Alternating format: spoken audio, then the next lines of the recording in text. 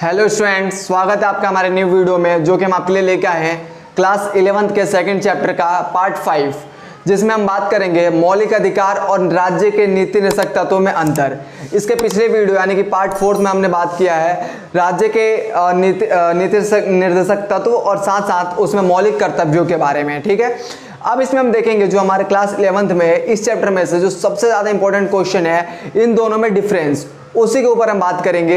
ये आपके पेपर में हर एक बार क्वेश्चन पूछा जाता है कि मौलिक अधिकार और राज्य के नीति निर्देशक तत्वों में अंतर स्पष्ट कीजिए, जो कि हर एक साल क्वेश्चन पूछा जाता है एग्जाम में। आप पिछले एग्जाम क्वेश्चन पेपर उठा के देखिएगा 11th क्लास का, तो उनमें भी ये पूछा गया है क्वेश्चन। ठीक है, जो रिपीट होता है बार बार।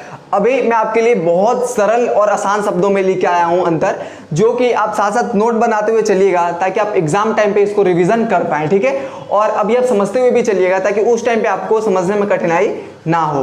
ठीक है, देखिए मौलिक अधिकार और नीति निर्देशक तत्व, जैसा कि हमारे जो प्रीवियस वीडियो है उसमें हमने बताया कि मौलिक अधिकार क्या है, नीति निर्देशक तत्व क्या है, उसके उद्देश्य व उसकी नीतियां, सभी टॉपिक के ऊपर मैंने वीडियो बना रखा है 1 by 1। ठीक है, आप उन सभी वीडियो को देखिएगा ताकि आपको कोई भी टॉपिक समझने में कठिनाई ना हो और कोई टॉपिक आपसे रह ना जाए। ठीक है, अभी आप आइए हम समझते हैं मौलिक अधिकार को। क्या है मौलिक अधिकार? आसान शब्दों में समझते हैं कि मौलिक अधिकार, देखिए मौलिक अधिकारों को कानूनी सहयोग प्राप्त है। क्या प्राप्त है यहाँ पे? कानूनी सहयोग। ठीक है, यानी कि कानून के द्वारा इसको सहयोग प्राप्त है, किसको? मौलिक अधिकार को।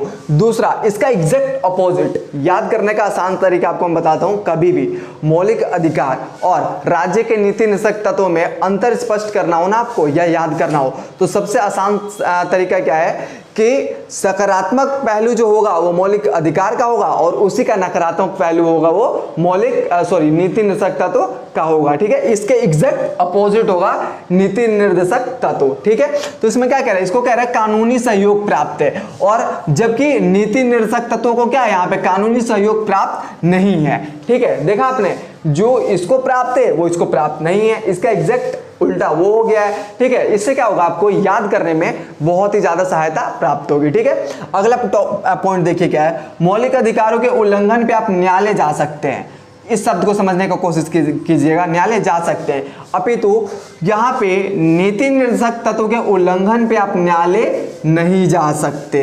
देखिए डिफरेंस, सबसे बड़ा डिफरेंस, कि अगर आपको लग रहा है कि आपके मौलिक अधिकार का हनन हो रहा है तो आप न्यायालय जा करके न्यायालय का दरवाजा खटखटा सकते हैं, यानी कि अपने मौलिक अधिकार के लिए न्यायालय से क्या कर सकते हैं? वहां पे याचिका दर्ज करा सकते हैं या फिर वहां पर इसको लेके शिकायत दर्ज कर सकते हैं, पर नीति निर्देशक तत्वों को लेके कभी न्यायालय आप नहीं जा सकते।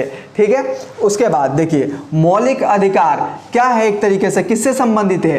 तो इसका संबंध जो है व्यक्ति से है। ठीक है, मौलिक अधिकार जो है इंडिविजुअल व्यक्ति से संबंध रखता है, जबकि नीति निर्देशक तत्व इसके एग्जैक्ट विपरीत है। इसका संबंध किससे है? समाज से। इसका संबंध किससे? पूरा आप देखिए यहाँ पे लिखा हुआ है समाज। इसका संबंध किससे? समाज से।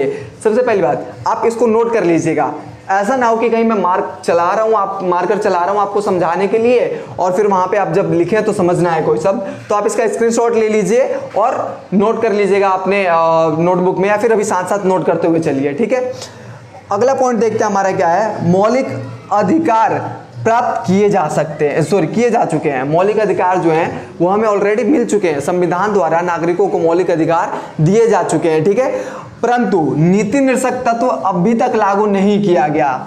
ठीक है, इस चीज को समझिएगा। मौलिक अधिकार हमें प्राप्त है परंतु नीति निर्देशक तत्व अभी तक लागू नहीं किए गए हैं, नहीं प्राप्त है। ठीक है, दूसरा, मौलिक अधिकार का उद्देश्य देश में राजनीतिक लोकतंत्र की स्थापना करना है। ठीक है, जबकि नीति निर्देशक तत्वों का उद्देश्य क्या है? सामाजिक तथा आर्थिक लोकतंत्र की स्थापना करना।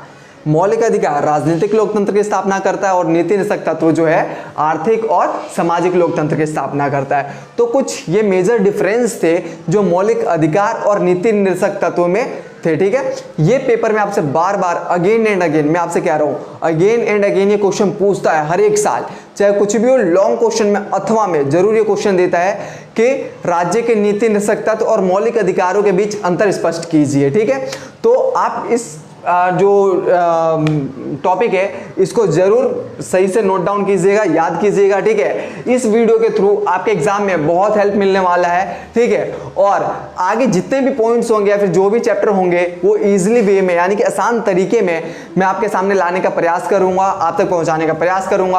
आप अपना सहयोग दीजिएगा, किस तरीके से दे सकते हैं तो वीडियो को लाइक करके, चैनल को सब्सक्राइब करके, और जाते जाते कमेंट जरूर कीजिएगा कि आपके लिए कितना यूजफुल है, ठीक है। और साथ साथ ये बताइएगा कि आपको कुछ चीज समझने में ना आई हो तो आप हमें कमेंट करके जरूर बताइएगा।